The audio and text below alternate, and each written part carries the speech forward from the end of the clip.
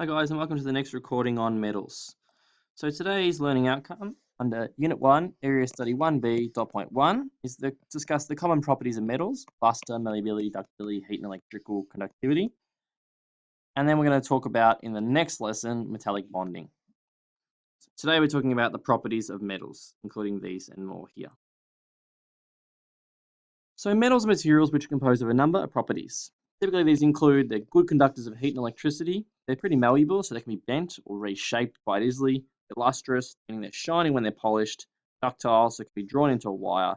And they exhibit a range of melting points and usually have high boiling points. So from going from the liquid to the gas phase, it's their boiling point, that is usually quite high. So if you look at some of the properties of elements here, particularly metals, we look at the boiling point for gold and iron, about 3000, so quite high, 3000 degrees Celsius. Potassium, 700, silver, 2200, sodium. So well above the way that humans would burn and everything, but basically it's very high boiling point. The electrical conductivity, again, it's quite high. Mercury, the lowest of the metals here. Thermal conductivity, again, quite high for all of them, well above 100, most of them, apart from mercury, of course. And the density, so they're quite dense, meaning they have a lot of particles per gram per mil. We look at the non-metals. Okay, diamond has a very high melting point. That's because it's the hardest and one of the highest melting points of known materials. Whereas look at other materials, non-metals, oxygen, it melts minus 219 degrees Celsius. It boils at 183, which is far less than any of these metals here. It doesn't have conductivity, either electrical or thermal, and the density is not very great either. So metals are made up of metal ions, and elements we've talked about, they like to be stable. They like to have a full outer shell of electrons. So that's why they have the Bohr model of the atom 288, and then the electron shell orbitals 1s2, so a full outer shell, 2p6. They like to have a full outer shell of electrons, be stable. So any element with fewer than 4 valence electrons, and valence electrons is, remember, the outer shell electrons, it will choose to lose those and become a positively charged ion, and that's known as a cation. Cation is a positively charged ion.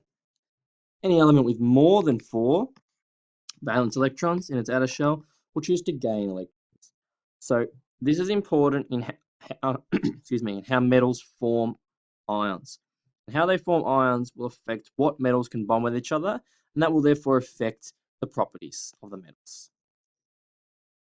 So metallic elements are found on the left of the periodic table, and they typically have very few valence electrons. So you have sodium, which is a +1, you have potassium, also +1, magnesium, +2, so few valence electrons. When we're determining the charge on an ion or an atom, we look at the atomic number. So, for example, let's look at calcium. We know its atomic number is 20, which means it has 20 protons, which means, of course, it has 20 electrons. Now, in this configuration, it's going to be a stable atom. Sorry, it's not going to be a stable atom. It's going to have 20 electrons. So the electron configuration in the Bohr model will be 2882.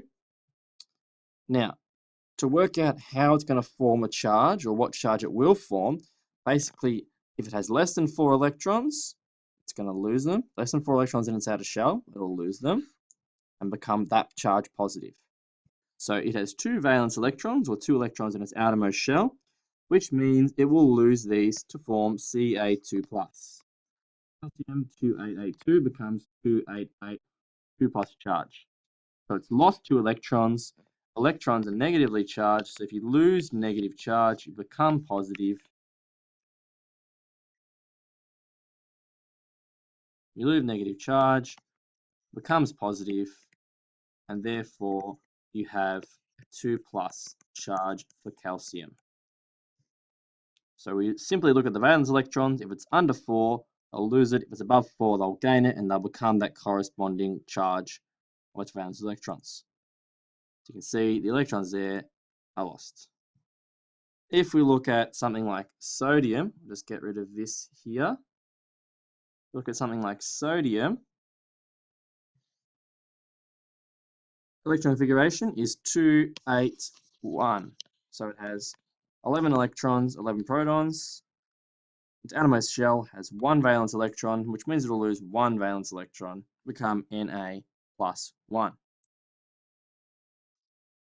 As I mentioned before, in the periodic table, most of the metals are on the left-hand side in this group here, and you can use the group number to help you determine the charge. So you don't have to know the electron number, you can just actually look at the periodic table to help you. If you look at group 1, you have a +1 charge. It'll lose 1 electron in its ion state. So when it's a cation, it'll have a +1. Group 2 will form +2. These ones are a bit more complicated, but if we look at group 13, that'll have 3 electrons in its valence shell, so that will want to lose them because it's less than 4, so it'll become +3. Now we move to the fourth group here, or group 14. They have 4 electrons, so they, excuse me, they want to gain or lose electrons. It depends on the circumstances. If we look at group 15, they will want to have a full outer shell. So to get a full outer shell, they have 5 electrons, 5 valence electrons. So they would want to gain the 3 electrons to become, excuse me, become with 8 electrons.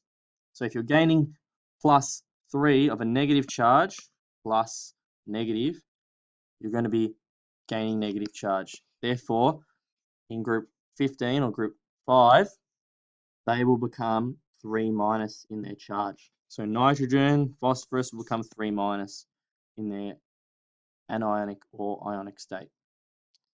Oxygen in group 6 will want to gain 2 electrons to make it 8 in the outer shell.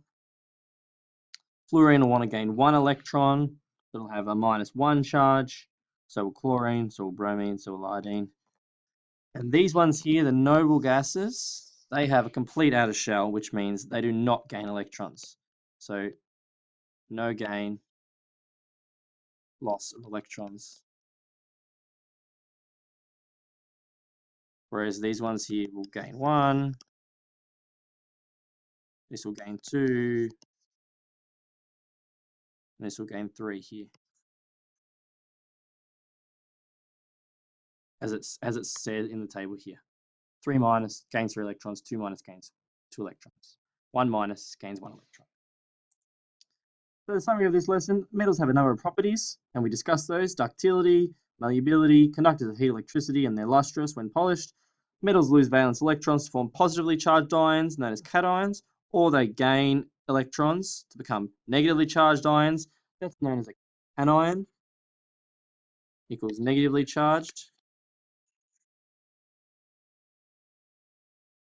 And metallic charge can be determined based on the group number in the periodic table.